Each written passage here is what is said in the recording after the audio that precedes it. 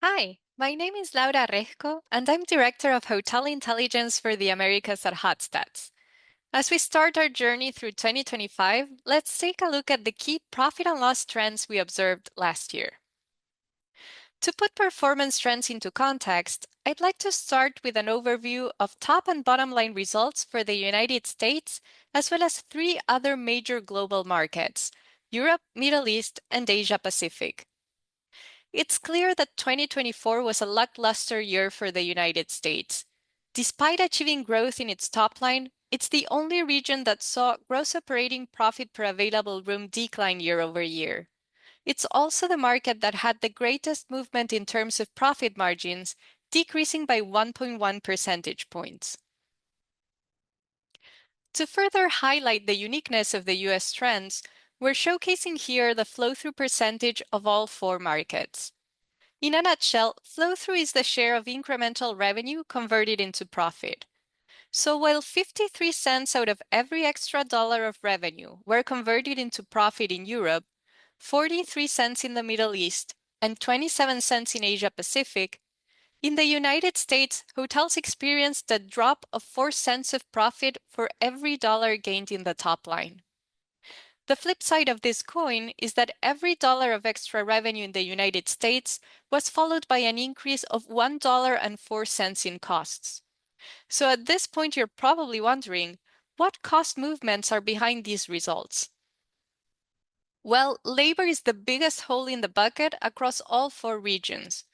But in the United States, it seems to be on a completely different scale, accounting for 75 cents of every dollar of revenue increase. To put this into perspective, this is 79% greater than Asia Pacific, which had the second highest payroll incidence. When we break down labor margins by department and look at their evolution year over year, it becomes clear that increases are led by the operated departments, and particularly food and beverage, where labor costs account for almost half of the departmental revenue and increased by 0.8 percentage points. To add more details, we now rank the top three labor costs as percentages of departmental revenue for rooms and food and beverage. Employee benefits appears in both departments, coming first and third respectively.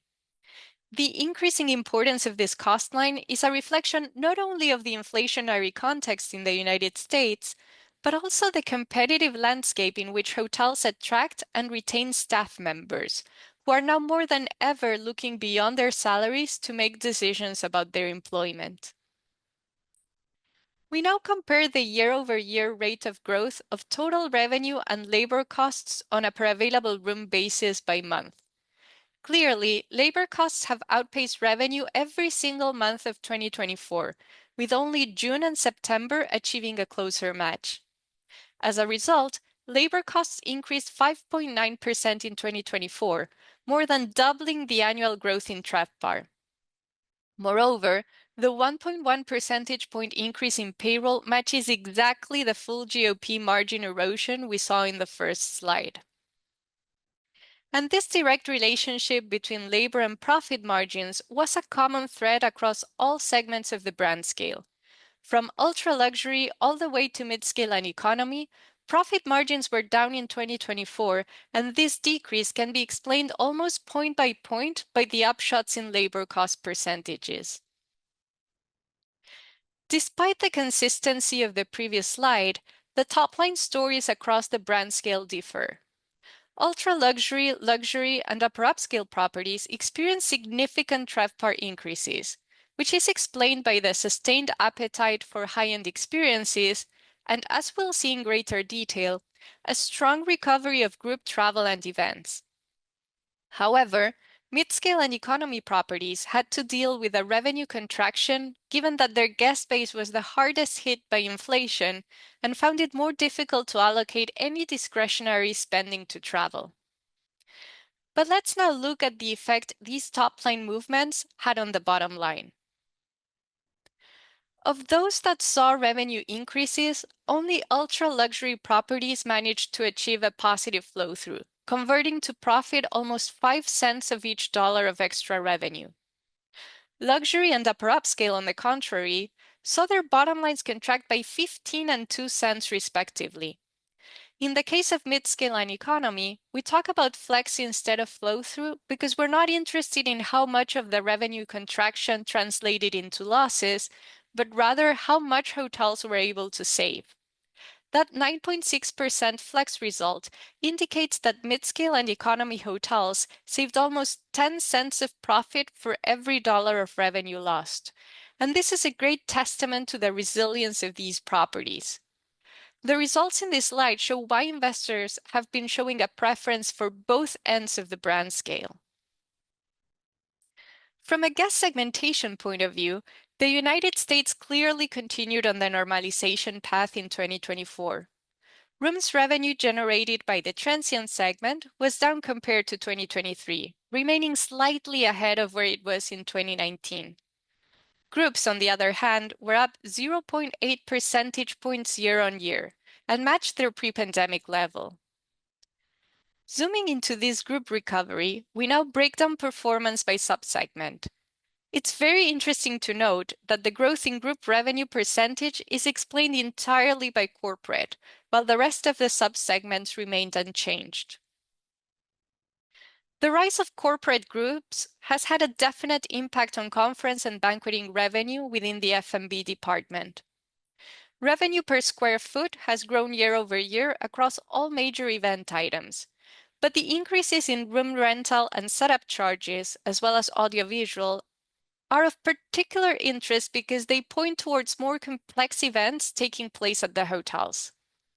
The growth of banquet food and beverage has outpaced that of the hotel venues, and so they now account for greater portions of total departmental revenue. Conference food as a percentage of food revenue is up 1.2 percentage points, while venue food is down 0.7. And conference beverage is up 0.8 percentage points, with venue beverage down 0.4. Conference food and beverage tends to be more efficient for hotels from a cost of sales perspective, and this is evidenced in the data. In 2024, hotels in the US saw a decrease in cost of food and beverage sales to 20% and 17% respectively, and a resulting 0.4 percentage point increase in gross profit. These savings are key because they helped moderate the effects of the significant expansion of departmental labor costs that we mentioned earlier in the presentation. After considering all departmental expenses, F&B profit margins in 2024 were down 0.1 percentage points compared to 2023. Other departments gave an extra push to the top line in a time of plateauing rates. Wellness continued to be a strong trend in 2024, with all health club, spa, and retail revenue up compared to the previous year. This is a clear sign that wellness goes beyond spa treatments, and guests are consuming further services like nutrition and physical consultations, personal training plans, and classes, among others. Parking was also up compared to 2023, and the further normalization of travel brought a 21.3% decrease in cancellation fees. This is good news because it means guests are actually going to the properties and spending their money on premise. In all, while ADR was up 1.6%, total revenue per occupied room increased by 1.8% year on year. We expect hoteliers in 2025 to be even more focused on ancillary revenue as they look for more avenues to increase the top line and fully utilize their assets. Further down the profit and loss statement, we find the undistributed departments. On the left, we have the year-over-year percentage change in labor costs, and it's clear that all the way from administrative and general to information and telecommunication systems, labor costs were up by much more than the 2.7% increase in TRevPAR. Other expenses on the right were also higher in 2024 than 2023, but to a lesser extent, and TRevPAR growth overtook two departments, administrative and general, and utilities. So what is going on in terms of cost structure in the United States? This graph shows the percentage of total revenue accounted for by operated departments and distributed departments and gross operating profit for the years 2019 at the bottom, 22, 23, and 24 at the top. The 1.1 GOP margin erosion in 2024 compared to 2023 is explained quite evenly by both operated and undistributed costs, contributing 0.6 and 0.5 percentage points respectively. However, the 1.5 GOP margin decrease compared to 2019 is explained in great part by the undistributed departments.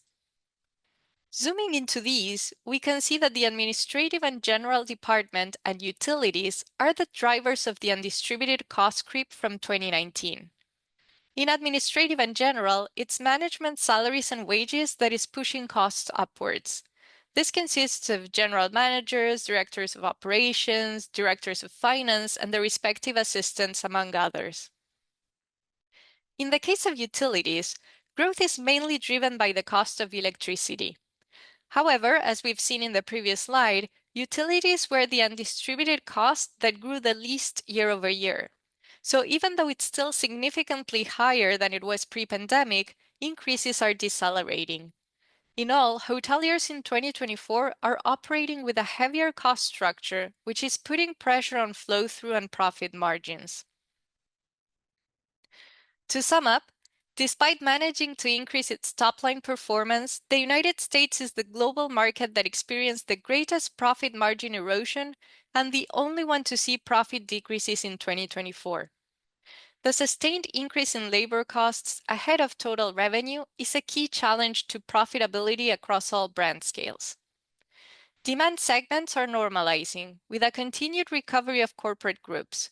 This has boosted conference and banqueting performance beyond that of venues, alleviating F&B cost of sales. Plateauing rates highlight the importance of ancillary departments to accelerate top-line growth. And the United States is operating with a heavier cost structure compared to 2019, driven mostly by increases in the undistributed departments, management labor costs within administrative and general, and energy costs within utilities. I hope you've enjoyed this presentation, but keep in mind these are national averages. If you'd like more information about your specific market, please connect with me via LinkedIn or send me an email. And don't forget to subscribe to our industry updates on hotstats.com. Until next time.